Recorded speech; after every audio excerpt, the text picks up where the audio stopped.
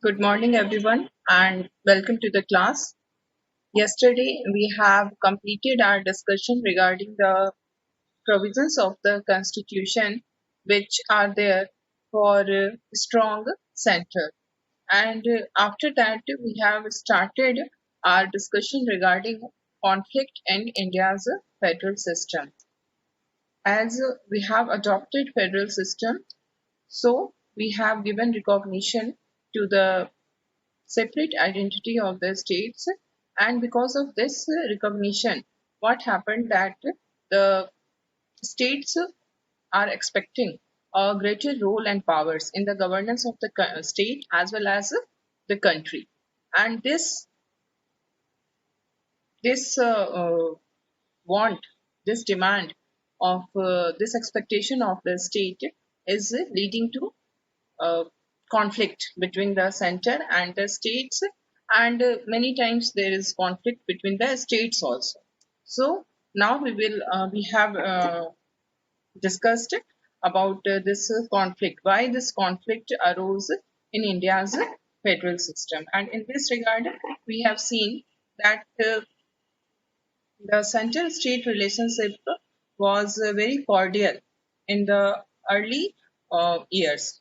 In the decade of 1950 and 1960, the this relationship between the center and the state was very harmonious. There was only conflict was for the formation of the states on the basis of language. That was the only conflict which was there between the center and the state in the decade of 1950 and 1960. And this formation of new states on the basis of language, this conflict was resolved by the reorganization of states by the center on the basis of language, and many linguistic states were created by the center. And regarding the financial help or grants, there was not at all problem conflict between the center and the state, because I told you that up to 1967, what happened that in our country there was dominance of Congress party in the center as well as in the state. In most of the states there was rule of Congress only, and the center was dominated by Congress only. So there was no conflict between the center and the state uh, in these period up to 1967, we can see. But what we see that the situation started to change from the middle of the 1960s, that is 1967, when we see that the dominance of Congress was started to decline. And this dominance of Congress was started to decline in a large number of states. There were many states where Congress was not in power. Okay, and there were many states in which the opposition parties were in power. So this created a conflicting situation in our federal system. There was a demand for greater power and greater an autonomy by the states, because different parties were ruling at the center and many states. When the same party was ruling at the center and in most of the states, there was no controversy, there was no conflict. But when different parties started to rule at the center and in many of the states, then what happened that the states started to demand greater power and greater autonomy. So the state government started to protest against the unnecessary interference in the governance of the state by the Congress party, which was the Congress government, which was at the center. And the Congress government at the center was used to this type of interference, because in most of the state, the Congress was in power. So the Congress government at the center was uh, very used to interfere in the matters of the state government. But now the situation was different, because different parties were ruling in the state. Opposition parties were ruling in the state, and this situation was uh, not only intolerable for the states, but the Congress was also not comfortable with this situation, because it was not able to deal properly with the uh, state governments which were led by opposition parties. And this peculiar political context gave birth to a discussion about the concept of autonomy under a federal system. So, this situation uh, started, this situation gave birth to the demand of autonomy by the states. They wanted to remain in the federal structure of the country, but under the federal structure of the country, they started to demand for autonomy. And then this is the condition which was prevailing from the middle of the 1960s, when the Congress was in power at the center, but in most of the states, in many of the states, opposition parties were in rule.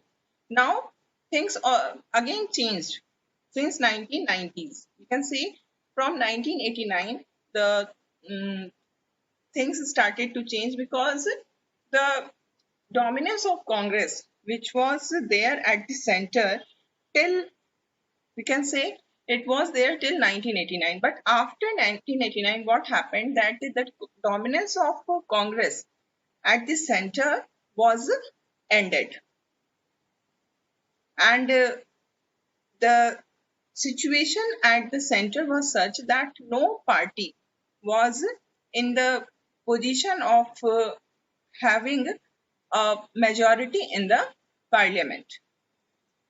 So in this situation, what happened, that in the central politics of India, there started the era of coalition politics. What is this coalition politics? When no party is able to no party is able to gain majority of the seats in parliament in the election, then what happens, that more than one parties more than one parties make an alliance, and then they form the government. This is called coalition government. So from 1989, we entered into the era of coalition politics. And this is the situation which was prevailing at the center. And in the states also, we see that different parties, some parties were national, some were regional, have come to power. This was the period after 1990. We see that in the politics of the country, the regional parties began to play an important role. So, in many states, regional parties came to power, and in this way, what happened, that this kind of situation was very good, was very healthy for the federalism. When the same party is ruling at the center, and in many of the states, in most of the states, then what happens, that the state governments become subordinate to the central government. And in that situation, the federalism cannot grow in a proper manner. We cannot say that the federalism can grow in a healthy manner when there is the same party at the center, and in most of the states. So the change in the scenario of politics in India actually was helpful for the growth of federalism. because this change has resulted in a greater say for the states. Now, the states are not supposed, they are not ready to play the role of the subordinate to the center. They wanted to have greater say, and in this way what we see that this led to the respect for diversity, and there began a mature federalism, a healthy federalism. So it is in the second phase that the issue of autonomy became very potent politically. So we can say there are two phases. The first phase is that phase. We can say there are three phases. The first phase is that when no conflict was there, the same party was ruling at the center and in most of the states. So there was no conflict. The second stage comes when the second stage comes when the same party same party is not ruling at the center and in states. Most of these states are ruled by opposition parties. Then in this situation the conflict started to rise, the conflict regarding grants and aid, the conflict regarding autonomy. So all these problems started to rise during this second phase. And the third phase is that phase when the Congress is nowhere. It is neither having dominance at the center nor having dominance in the states. And different parties are at the power. In a center, there is coalition politics, there is coalition government, and in states, there are regional parties which are at the power, which are ruling. There are many national parties. There is coalition government at the state level also. So all this led to the very mature development of federalism in India.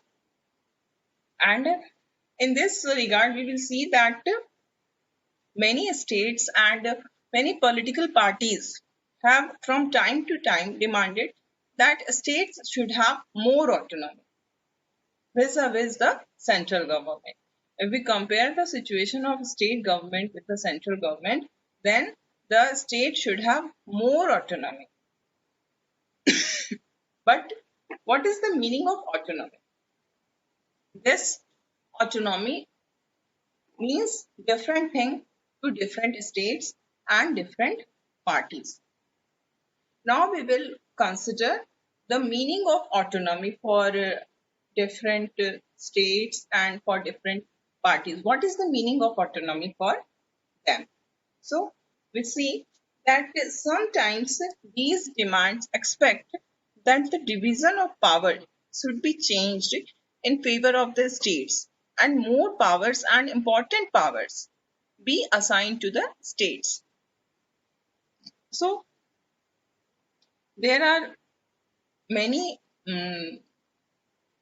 states and political parties which are of the view that the division of power which is done in the constitution is not correct. It should be changed. It should be done in such a manner that the states should have more powers and the important powers should be given to the state.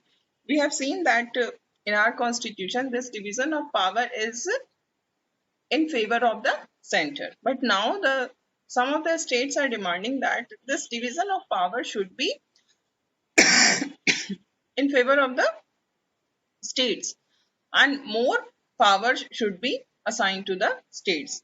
And this demand have been made by many states like Tamil Nadu, Punjab, West Bengal, and in these states we see the parties which are at the dominant position were DMK in Tamil Nadu, Akali Dal in Punjab, and CPIM in West Bengal. So according to these parties, the meaning of autonomy is that the division of power should be in favor of the state.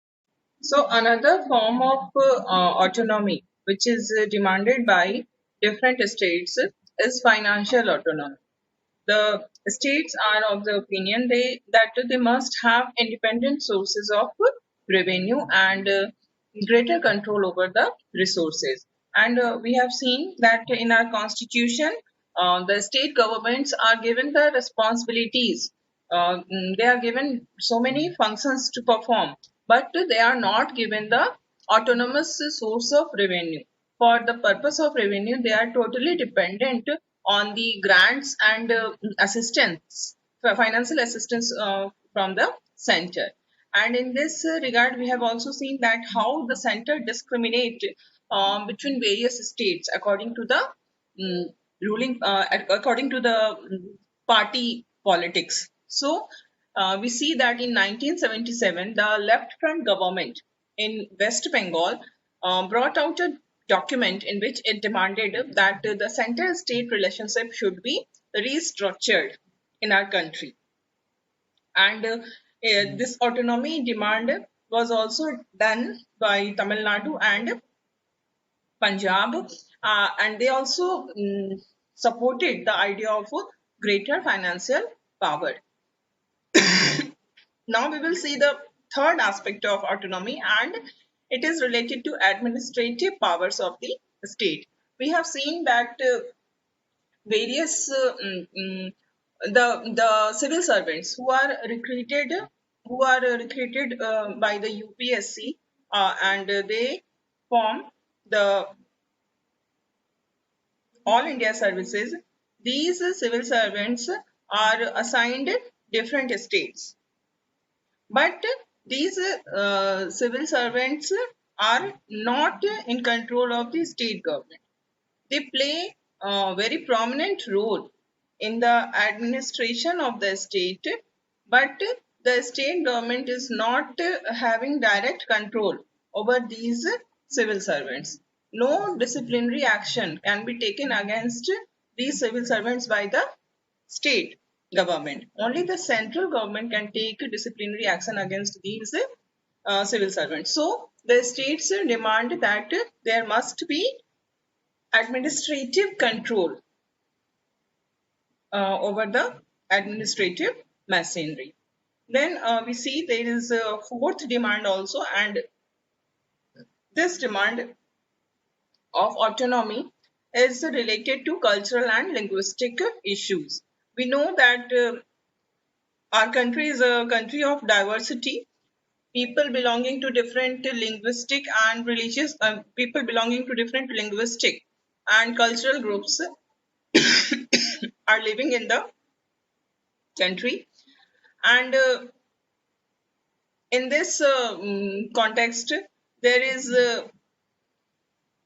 great controversy regarding the position of the Hindi language. There were many who wanted that Hindi must be recognized as national language of the country at the time of independence. In the Constituent Assembly, it was also demanded, but our constitution makers were very aware of the diversity, linguistic diversity that was existing in India, and that is the reason that Hindi was not made the national language. It was made the official language, but uh, it was decided that in 1965, after the 15 years of the implementation of the constitution, Hindi will be made national language. But at that time, we find that there was high level of opposition from the non-Hindi speaking states, especially Tamil Nadu. And because of this protest from the non-Hindi speaking states, Hindi cannot be made the national language. And because our national leaders, they did not want to impose Hindi on the people who were non-Hindi, who belong to non-Hindi states. So in this way, that was a good move because it was really important to maintain the diversity of the country, that no language should be imposed on any person. But this is a cause of conflict, and many states like Tamil Nadu, Punjab, they demand that they oppose the domination of Hindi, and they demand the advancement of their own language and culture. Now, we will see the role of governors and president rule. I have told you earlier also when we were discussing the various provisions of the constitution which are in favor of the strong center. In this regard, we have seen that the governor plays a very prominent role. And the role of governor actually is very controversial. It is a very controversial issue between the center and the state. Why? Because the governor is not an elected office holder.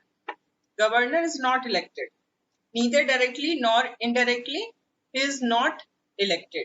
If we compare the post of governor with the post of president, what we find that the president is an elected post. He is indirectly elected, but the governor is not elected. He is appointed by the president. And many governors have been retired military officers or civil servants or politicians. These they are they are appointed as a governor by the president. And we see that the action of governor are often viewed as interference by the central government in the functioning of the state government, because governor is appointed by the president and the president is appointing the governor on the aid and advice of the council of ministers with the prime minister at its head. So in this way we see that actually the appointment of the governor is the appointment done by the prime minister and his cabinet. And so this appointment becomes political. And what happens that through the governor, the central government gets an opportunity to interfere in the functioning of the state government. And this situation becomes very difficult when two different parties are in power at the center and the state. So we see that one Sarkaria commission was appointed by the central government. The appointment of this commission was done in order to see the what changes can be brought in the center states relationship to make it more healthy. And this commission, this is very important. The Sarkaria commission, it was appointed in 1983, and this commission submitted its report in 1988, and it submitted it in its report. It said that appointments of governor should be strictly non-partisan. That was one of the recommendation of the committee, that the governor should be appointed without any politics. There should not be party politics involved in the appointment of the governor, because the governor is the executive head of the state government and he is appointed by the central government. So this situation becomes worse when his appointment is political. So he should be non-partisan. He should not play any kind of a political role. But what we see that in actual practice, the powers and role of the governor has become very controversial. And there is the most important reason. One of the reasons we have discussed that any bill which is passed by the state legislature can become an act only by the signature of the governor. And now the governor has the power that it can reserve a bill for the assent of the president. And then the president will act according to the aid and advice of the prime minister and the cabinet. So other than that, there is one important reason which made the role of the governor very controversial, and this is Article 356. And this Article 356 provides for president's rule in any state. Any state. This provision is applied when a situation arises in which the government of the state cannot be carried on in accordance with the provision of this constitution. So when Article 356 is applied, when this type of situation arises that the government of the state is not carried out according to the provisions of the constitution. In this situation, what happens? That the state government is taken over by the union government. The role, the powers of the state government is exercised by the union government. And the emergency which is proclaimed by the president. This proclamation of the emergency by the president has to be ratified in the parliament. If the parliament will ratify the proclamation of a state emergency, which is done by the parliament, which is done by the president, then only it becomes constitutional. President's rule can be extended till 3 years. There is a provision in the constitution that in this situation, the president rule which has been imposed in any of the state, it can extend up to 3 years. And the governor has this. Here comes the role of the governor. What is the role of the governor? The governor has the power to recommend the dismissal of the state government and suspension or dissolution of the state assembly. So the governor recommends that the state government should be dismissed and the state assembly should be dissolved. This role, the role which is given to the governor, the power which is given to the governor, it has been misused many times. And the purpose of misusing is to dismiss the state government. There were many cases when state government were dismissed even when they had a majority in the legislature. They are having the majority, still they were dismissed by the central government using the Article 356. It was first happened in Kerala in 1959 when the Communist Party came into power in the election of 1957. Okay, in order to dismiss the communist government, in order to regain the power in the center, in the Kerala, the central government had dismissed the communist government. Okay, and